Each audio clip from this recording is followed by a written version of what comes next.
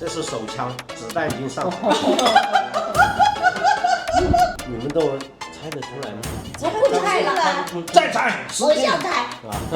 你们两个太没有爱心了，太没有公德心了。就是疫情期间，你们还嘻嘻哈哈，然后终于拿到一个示范。你看看人家，我表达我的抗议。那我能够干的事情就是来扫大家的兴，这是我唯一可以做的事情啊！阿婆不要凡尔赛啊！真的，对呀，要拉出去批斗的啊！真的就是。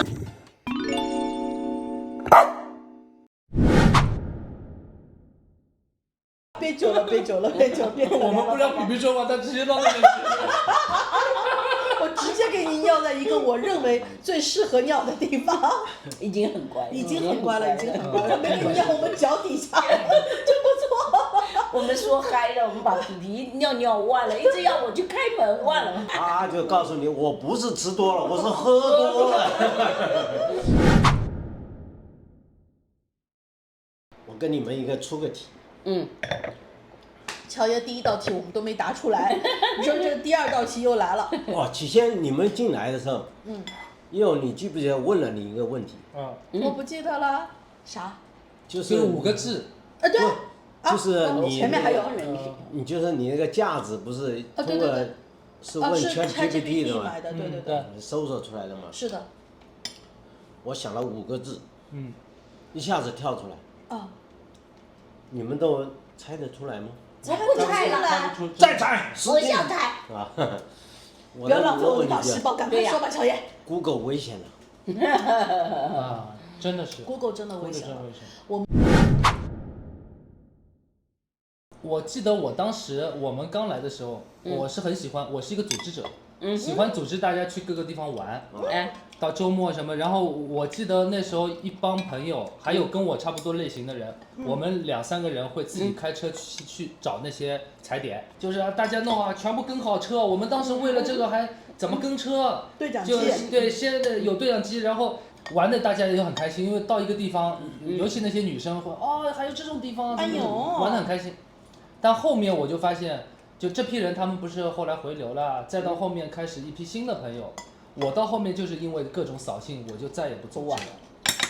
就是你说你去玩吧，你不好好玩，跑的第一件事，哎呀这地方手机信号都没的。对，那怎么？对，都有人讲，都有人讲，对吧？然后这个，这个洗澡不方便啊，这个热水根本都不热啊，什么什么。就总之你说的对，然后我感觉我不是组织你们来玩，来那个，你们好像是来就是来享受，对，或者各种是服务员，对，有这种感觉。他们就是负责来找茬的。对，你想到后面我要到一个，如果组织10个人，这10个人都要满意，几乎不可能，不可能。你看啊，我作为一个旅游博主，然后你最有感触。是的，第一件事情，打针。你已经做完功课了，你做完攻略其实是需要跟大家分享，不需要分享那些细节，而是要分享最大的风险在哪儿。大家最有可能会 complain 的点会在哪儿？我们最大的分歧可能在哪里？先跟大家开会。开完会之后刷掉一批，一定不适合这个的，就不要带去了，对不对？对，这个是很重要的一个点。但是有的你没办法，对，他不太一样。有的他是比如说，这帮朋友不错，但是他带来的女朋友是这样的，对吧？对，他不太一样，有。因为你当年做的，比如说我带队带团，你是收费的，他是不收费的更冤。对。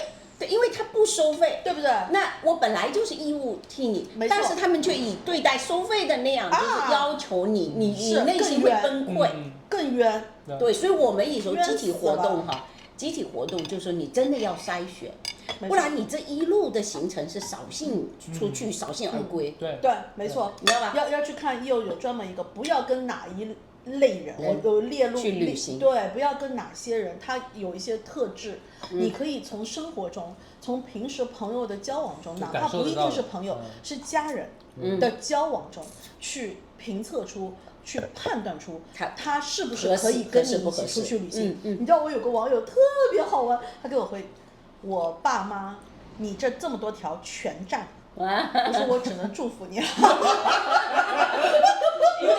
因为就是说你一定本来咱们有的时候，尤其大家在工作阶段，好不容易出去旅行一趟，如果这扫兴，就等于一生的遗憾。有的时候，没错，对吧？对吧？我说的严重了一点，好像不，但真的是一生的遗憾都不严重。我接下来，我可能会做一系列的议题，就是有一些地方，你可能必须要把这个 schedule 历时日程往前排了，因为这些地方未来的旅行的规律会越来越狭窄，越来越昂贵，而且有的甚至于绝迹了，没有了，对，它就没有了。你这一辈子想再去，你此生还可能有机会去，你的下一代已经没有机会可以去了，之类的，或甚至是有一些是行业内的一些规则，它会有一些冲突。就比如说像我做邮轮，邮轮跟当地的政府产生冲突了，产生这个冲突，造成我算出20年的空窗期。这20年如果不能有科技上的或者是一些法律上法规上的飞跃的话，这20年就是个空窗期，没有人可以去旅行了。对，所以那我们假设说它解决不了的话，我们就可能往前排。就像阿波刚刚讲的一点都没有错，就是说，如果我没有让我这次旅行得偿所愿的话，我可能会成为一个一生的遗憾。我真的遇见过在很重要时刻的那种扫兴，你知道吗？就是过去哈。我们老家那种，酒席哈，很讲究一个东西，就是舅舅是坐很重要的位置。我不知道你们那边是舅舅，在福州人，舅舅是叫天上雷公，地下舅公，就是结婚，舅舅是要摆在非常重要的位置啊。然后我曾经见过我们曾经的亲戚，就是因为这个位置，因为太挤了嘛，或者怎样，把舅舅的位置给挪动了。就是没有坐在正位上，舅舅是要正位，就是娘家舅舅。结果如果是我，那不管怎么样是人家的大喜日子吧，你扫兴，你事后怎么埋怨他，那都是事后的事情。在特殊的大日子里，我就见过这么个亲戚，就是大闹婚宴现场，就这种哇那种各种输出，然后走啊什么，然后我又得给他请回来，就总之就说。哎呀，这种扫兴是一辈子给人家带来灰暗的记忆。我说的这个扫兴点是这样，就是没有理可以讲的。就比如说，我举个例子，曾经疫情的时候，那疫情，那我们俩不是嘻嘻哈哈嘛，就因为他想给大家开心一下，那就说你们两个太没有爱心了，太没有公德心了。就是疫情期间你们还嘻嘻哈哈。就比如说是这样，那我们的嘻嘻哈哈就很扫兴。应该是穿麻布对，披麻戴孝才对。但是我是觉得，因为在这里不是要反驳这个观点，而是什么呢？觉得就是说你不需要辩解，因为你无从辩，就很像你就把你的逻辑再严谨，你把话说的再漂亮，你把什么都很就你完全绝对真理，好不好？你建了一栋好漂亮的楼，底下是沼泽地，没有用。就是说你不需要在上面去建立这个东西，因为好，即使你建立了非常好，你说的非常好，人家回了一句话，你看他急了吧，就听不得别人意见。我学会了一个什么东西，就像这样子，就是说他扫你的兴，你只要不扫兴，那扫兴的就是别人，就是他自己，你不要去扫自己。是的 ，OK，我不用去接这个茬。我们的生活中啊，你不管是善意的好，还是无意的好，我不用恶意，其实，更多的是无意。所以善意的扫兴，比如说像说你饭少吃一碗什么之类的啊，但是无意的也有这种，就是说你表现出来一种导致的客观的扫兴的结果。这种都是日常，时不时就在发生。包括今天我们聊天，有时候我们把Sean摁住，不让他说一下，他会有的时候会扫兴，火都要冒出来，这种感觉，对吧？偏偏让他存盘。对，这个，但这个至少我们没有恶意，嗯我们最多是无意，啊，但有的时候是故意，对吧？但是呢，不管怎么说，这都是世间常态。我们日常生活中时不时、分分秒秒都可能遇到的事情。3遍4遍常态了，还没有主题。老人家从观众来说，那就变化多端了。因为本身每个人的思想角度不同呢，他看的问题的折射出来的光线一定是不一样的。我告诉你，他刚提醒了我哈，你讲完了没有？没有。2 hours later。但是就是说，总的来说的话，我觉得就是常态。早睡拿我。扫兴啊，扫兴。我觉得这个是最好的。你讲完没有？我还没讲完。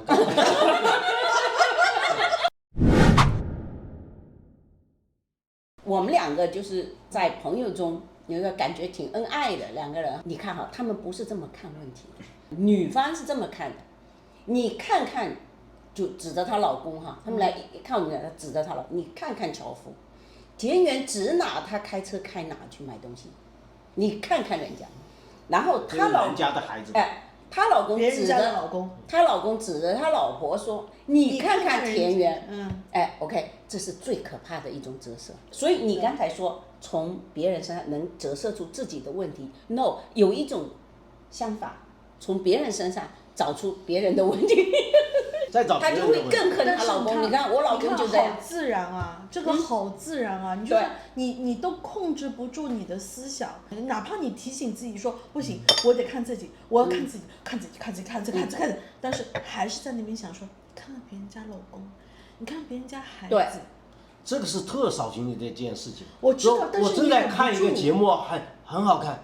忽然间老婆说一句：“你看看人家老公。”对，哇，你完了，这不看了。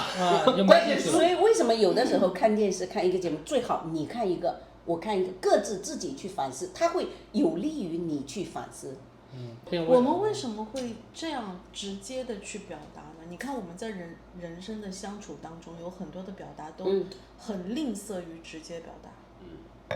但是为什么这件事情上面我们就不那么？因为积了很久了嘛，没机会讲嘛，然后终于拿到一个示范，你看看人家。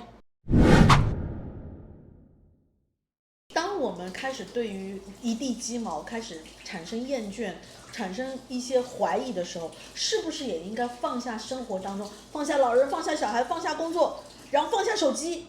对吧？放下那些你好像平时在日常生活当中不能放下的那些东西，然后去投入到一段只有你们两个人的旅行当中。这个时候，你可以再次见到你原来爱的那个人原来的样子。所以对我们来说，我没这个焦虑，因为我只要出去就是两个人，因为我除了他能带出去。阿婆不要凡尔赛啊！真的，要拉出去批斗的啊！真的就是凡尔赛。现在就因为，所以我跟你那个感触的点就不太一样。我老是在我的节目当中会时不时的去批判，就是说扫兴的人、扫兴的事哈，不应该跟谁一起出去旅行啊，巴拉巴拉那一些。然后我有时候会突然之间有一些回忆，我自己有没有成为过扫兴的人？哎呦，那就不是普通的扫兴，那就是扫大兴。坐邮轮去到一个地方，那个地方很难去得到，而且还必须要配合邮轮停靠的时间，季节，和你的交通工具。我们会去到一条全世界有排名的公路，这条排名是什么呢？就是原始，危险，自然景观当然就不用讲了，对不对？那你必须是要有匀出一整天的时间去走这一条公路。那终于有这么一次邮轮旅行的机会，它这条邮轮会在这个地方停2天。那哪怕我半夜才回得来，我都不担心那条船走，那它第2天还停着，对不对？我半夜回来都没问题。好，实在不行下条船再走。不行，因为那个船期不是这样安排的啊。我误判了。在走这条公路的时候，我的车上有小孩跟老人。当我走到路程一半的时候，我后悔了，我承认错了，因为车上总共也就这么几个乘客，有2个在吐，一直在吐。然后因为它的整个山路特别的崎岖，然后我当时我就说，要不要我们就认输吧，因为我觉得大家会我也不知道未来会不会有第3个、第4个再吐了啊。好，那我就觉得这次的这个 plan 可能是有点问题，可能仅限于最年轻力壮的人可能是能够承受这一些。好，我之前没走过，我只是闻名而来。好，但是开车的那一位老兄就说，今天方向盘在我手上，必须听我的。我一路上在想尽我的各种各样的办法，在说服他，我们掉头吧，我们掉头吧，我们不一定需要去到终点，去到最终的那个目的地。其实我们得享受这个公路一路给我们带来的风景，就已经是够了，就已经是我们想看到的东西了。但是他不行，他必须要到终点不可。在一路从问询到争执到吵架，虽然这个计划是我计划的，我全程判断车都是我租的，但是方向盘不在我手上。我做出了我唯一可以做到的那一份力气，可以提出的抗议。最终的终点站的时候，我拒绝下车。我拒绝下车，拒绝浏览这个地方你要去看的景观，拒绝跟所有一切的人拍照。那个时候我必须表达我的不满，我表达我的抗议。那我能够干的事情就是来扫大家的兴，这是我唯一可以做的事情。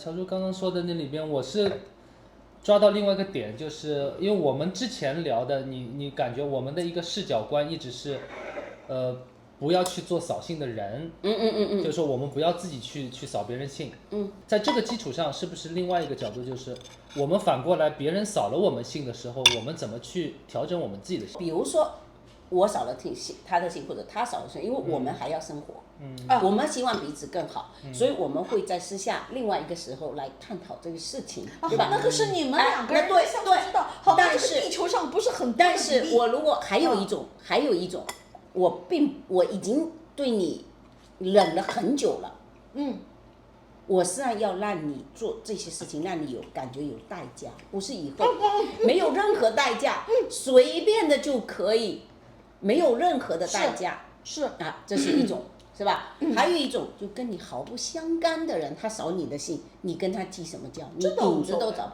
是吧？所以我是觉得会分这三种。是，这是手枪，子弹已经上好。自我调节这件事情，我爸妈，我现在要说我爸妈好的地方啊，就是说当时我记得小时候很小，跟他们出去旅游这件事我印象蛮深的，去青岛，其实你整个过程你可以想到太多扫兴的事了。我外婆过去，然后我们是一早为了能够最后到那个青岛那个附近还有个泰山，我们去泰山玩，然后我们是决定一定要到山顶的，一早大概4点多就开始带着老太太，对，带着外婆什么就开始爬，大中午的时候刚刚到那个中天门，然后呢觉得不行了，再这样肯定爬不到山顶了，就决定要坐缆车上去，然后我外婆就死活不肯，就恐高。就绝对不行。那我外婆不上，我们所有人都上不了吗？我先排队。他讲完这个，我讲一个啊，我排队啊，我排队啊，排队，分盘的。来，我插队啊。你们排着。好，不找了。然后呢，回去，坐火车又是各种，我们坐的那个位置相当于是坐反了，我们等反了。那时候绿皮火车啊，我们坐错了。对，坐错了，所以我爸带的路。结果我们还很开心了，哟，这好啊，火车上都没人啊什么，然后等他报站的时候，不对，拼跑到那对面去，然后好不容易等我们赶上了，已经其实变成是最后上马，门口的地方堵在那边，然后他每一站都要停，每一站都要上一批人，没有人下，只有人上，永贞很少哦，然后整个那个车上，我就记得最好玩，就有一个人说他是带了一个什么特产的饼，比他的生命还重要，就一又上来护着那个饼，不要压到我饼，不要压到，拼命的每一站都听到他的拼命撕飞，就这样叫，要护着他的饼，大家都知道他有饼，对，所有人都知道了。到后面我发现不对，他没有动静了，最后发现他自己就坐在那个饼上了，然后就知道那个饼应该彻底完蛋了。那饼应该不能吃了，有味道了。好像是很扫兴、很不顺的事，但是我爸妈一路是笑着说这个事情的，就觉得很好玩，就觉得这个事情怎么会出来玩成这个样子？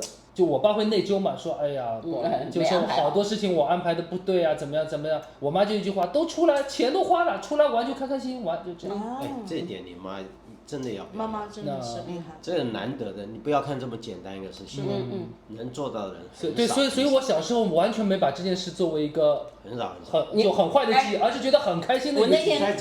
借这个机会好好表扬一下你妈，来，我们为她干杯。我那天跟语文老师，我那天跟卡里妈妈在讲一个话，就是说，有时候出去遇到扫兴，正因为遇到扫兴了，你记住了。你是一辈子记住了那次旅行，否则一切顺利，根本去过哪里都不记得了。事情可能会很扫兴，但是人不要扫兴。没错。对，我就发现这件事情，向的妈妈其实给向做了人生的榜样。是的，向现在很多行为方式已经在里面学到了。是的，是的，他不知道，他已经学了。没错，原生家庭，这个就是潜移默化。不小心，没错。我们成为不扫兴的父母，同时我们的小孩、我们的下一代、我们的未来不知道多少代，如果都能够延续这样不扫兴，或者是我们正确面对扫兴，这个事情的处理方式，心态，这个地球上就没有扫兴这件事情了。对，因为说实在的哈，这个就很快会报应到你身上。如果你让你小孩，他马上就回到你身上，你也扫兴，对吧？你家人都扫兴，你全家都扫兴，你全家才扫兴。我现在都不敢讲这个话题，我怕我妈又说。为了这份难得，我建议我们再聚，就向着妈妈身体健康，教育了我们大家。希望我们早日在加拿大可以见到少女。我们现在要按照阿公的传统，这个菜吃到一定的程度是要口上一碗饭。阿公，你准备好了没有？准备好了吗？你怕咸吗？我建议你们咬出来，咬出来。我并没有说我一定要吃。那你看，我给你咬一勺出来。你给我一勺，我妈至于吗？你再给我一勺。对呀。给你一勺，就这一点呢。你能不能不要说这上面油，上面都是油？没有油了，已经。你看到哪里有油这里？没看。很苦的这个年代，然后就是那种很配花来料，然后小半碗饭，然后配上2小勺料，然后吃吧。好，这就是您一天的口粮了。把饲料拌均匀。